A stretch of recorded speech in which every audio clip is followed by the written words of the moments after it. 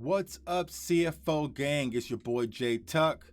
Cowboys up, and you're now tuned into the Cowboys fans only channel. So if you're new, do your boy a huge favor, comment, like, subscribe, somewhere down there, somewhere down there, somewhere down there. And be sure to turn that notification bell to stay updated with all Dallas Cowboys content. Thank you guys so much for all the great reviews on the video I dropped yesterday. Honestly, when I made that video yesterday, I wasn't expecting anybody to really watch it because I didn't do no thumbnails, no nothing. I just pressed record and I just went, man. But everyone was giving me great feedback, man. So salute to everyone who's been hitting me up on Twitter, Instagram, also down in the comments. All the new subscribers, welcome to the CFO gang, man. I deeply appreciate it. But I don't want to keep y'all too long tonight because it's kind of getting late. But we just wrapped up our first practice back in Frisco, Texas, man. So I know a lot of people who watch my channel, you guys are actually out there watching the practice for the opening day of camp back in Texas, man. So a few takeaways, because I kind of watched it on TV on the live feed, and I'll say this, y'all. Ezekiel Elliott looks different. I cannot say that enough. But there was a play, man, and Ezekiel Elliott was just cutting from hole to hole to hole to hole to hole so smoothly. Then he dashed out.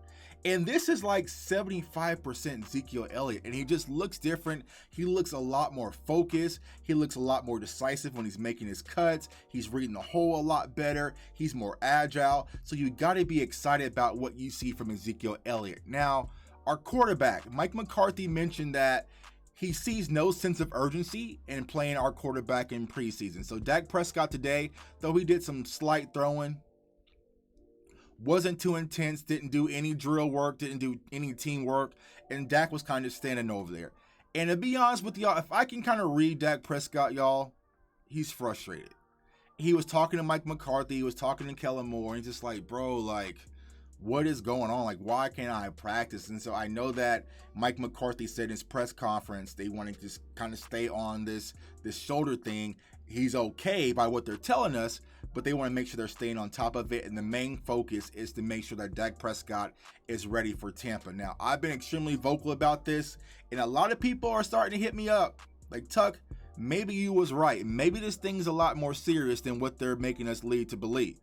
And the reason why I was saying that last week, y'all, was like, if he doesn't practice this week, like any real practice, if he just kind of just slowly tossing the ball around and he misses the game on Saturday versus Houston, then there's no chance Dak Prescott is playing in any preseason games because he's not playing that last one versus Jaguars.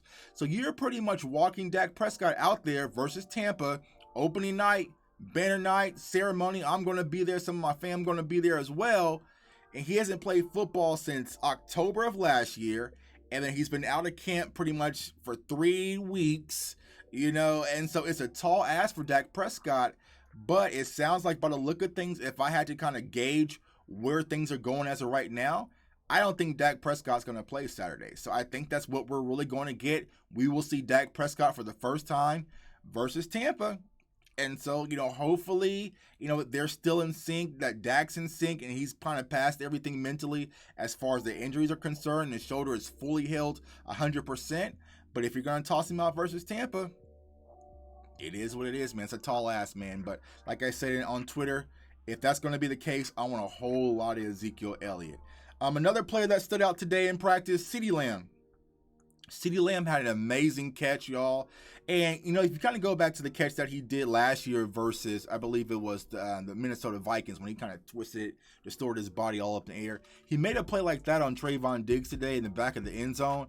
And it's like second nature to CeeDee Lamb right now. He's just making plays out there, making things happen, man. So y'all know me. If you watch my channel, I am a huge leader of the CeeDee Lamb fan club, autograph cards, everything back there. I went crazy on draft night.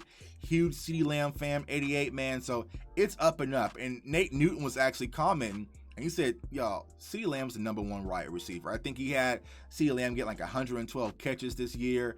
And so it's, CeeDee Lamb is being who we all think he is, who I think he's going to be. He's going to have a great season, man. And I cannot wait.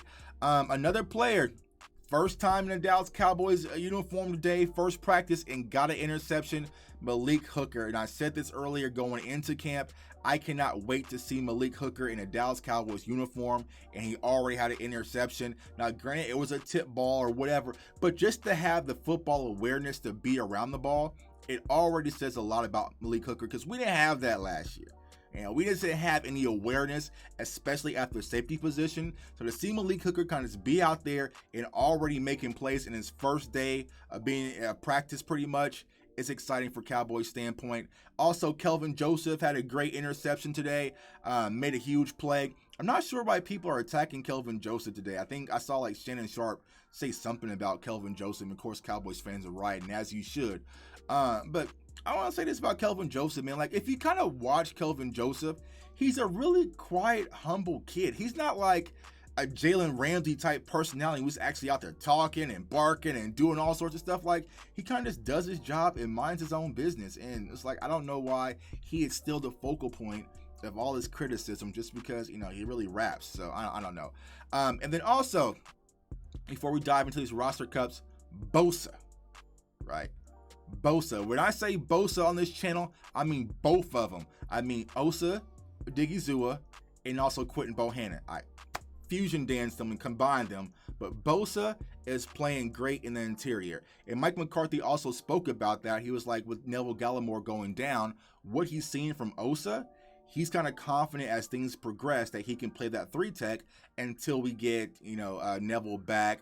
Tristan Hill, I guess he's kind of being a slow play off his injury. So what I've seen thus far between these two, Bohanna and also Osa, you got to be excited about as far as the interior is concerned. But also Justin Hamilton is having a great camp, and also Carlo Watkins. So there's going to be a lot of different rotational bodies coming in and out, which you're definitely going to need in a 17-game season. So these different bodies you can toss in the interior, it should be a lot better. Mike McCarthy, of course, the linebacker position, everybody wants to talk about. That's the topic of discussion, right? So he mentioned about Micah Parsons and Keanu Neal starting. He says that Keanu Neal and Michael Parsons is pretty much part of their nickel package, but there's going to be a lot of different sub-linebacker packages that Dan Quinn is going to implement, and he's not going to bring it to everyone's attention. You guys really won't know what's going on until we get in the season. So it's going to be a lot of different packages designed for a lot of different linebackers based on our opponent, plenty of different schemes. And so it sounds like when it comes to these reps that everyone's keeping their eye on as far as linebackers concerned, it's going to be all over the place. But when they kind of had the starters out today, it was Jalen Smith, it was Micah Parsons, and it was LVE in the 4-3 scheme. So, you know, a lot of good things to take away from today's practice. Now, they were kind of going back to like the blue and the white scrimmage thing like they did last year, where they wasn't showing too much and proper angles and zoomed in all close, because I think from the media standpoint, for the Cowboys media that was there, they couldn't record any videos or post any clips. So we're kind of getting to secret agent mode where a lot will not be on display. But for the most part, what we were able to see, man, I like today's practice. I like the tempo. Garrett Gilbert is who he is. He's going to be the backup quarterback, unfortunately, unless anybody kind of gets released and we snag someone off another roster spot.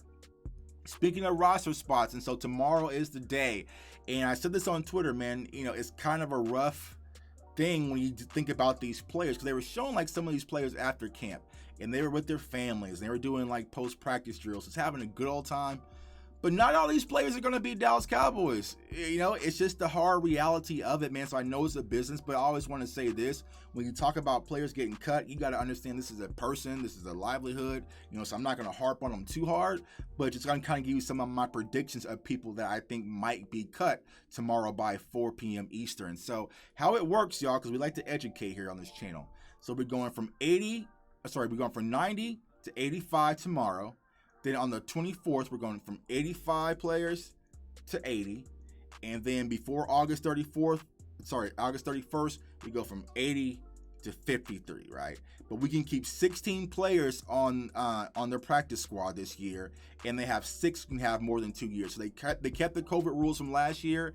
And then also, if you are on the injury reserve, then you can return after 3 weeks versus 6 weeks. And so the rules are kind of still in place from 2020, but we got to get down to 53 by August 31st and keep 16 on their practice squad. So it's going to be interesting to see how things work. But tomorrow, a few guys that I think might be those kind of initial cuts.